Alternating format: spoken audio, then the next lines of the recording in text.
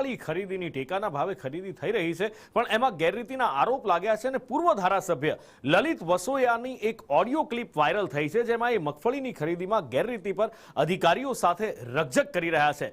અધિકારી સાથે રકઝક કરતી એક ઓડિયો ક્લિપ વાયરલ થઈ છે. જોકે ઓડિયો ક્લિપ વાયરલ છે, સંદેશ ન્યૂઝ એની પુષ્ટિ નથી કરતું.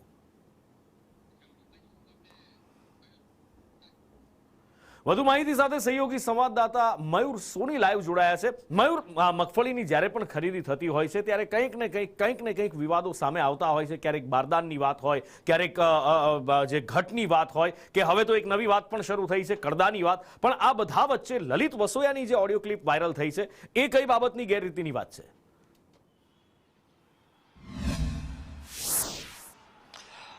નુપુર, જે પ્રકારે મગફળીની ખરીદી શરૂ થઈ ત્યારથી જ આ પ્રકારના વિવાદો સામે આવી રહ્યા છે. આ વખતે લલિત વસોયાની જે કથિત ઓડિયો ક્લિપ છે તેની અંદર અધિકારીને તેઓ ગગલાવી રહ્યા છે, અને જે પ્રકારે ખેડૂતો ટેકાના ભાવે મગફળી વેચવા આવે છે, કોઈને કોઈ વાંક કાઢીને તેની મગફળી રિજેક્ટ કરવાની વાત હોય અથવા તો તેના ઓછા તોલ માપની વાત હોય, આ તમામ બાબતોને લઈને લલિત વસોયા છે એ અધિકારીને સમજાવી રહ્યા છે કે એક પણ ખેડૂતને જે નુકસાન થવું જોઈએ નુકસાન ન થવું જોઈએ. એટલું જ નહીં, પરંતુ ખેડૂતોનો માલ છે એ રિજેક્ટ ના થવો જોઈએ. ખેડૂતોને ટેકા ભાવે જો મગફળીમાં ધક્કો થાય તો પછી અધિકારીઓ છે તેની સામે તેઓ કાર્યવાહી કરશે. જોકે આખી વાતને લઈને હજુ સુધી લલિત વસોયાની સ્પષ્ટતા નથી આવી. ઓડિયો ક્લિપ ખૂબ લાંબી છે, 2 થી 3 વખત કદાચ ફોન કરી આવો એવી વિગતો પણ સામે આવી છે.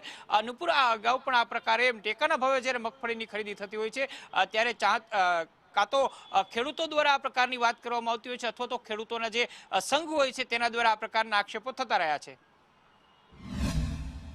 હા લલિતભાઈ, એમ નહીં, તમે કીધું એટલે બીજી માંડવી લઈએ. સોરી, તમે એને બે વકલ એક આયરે નથી જોખવી. મારી વાત સાંભળો તમે.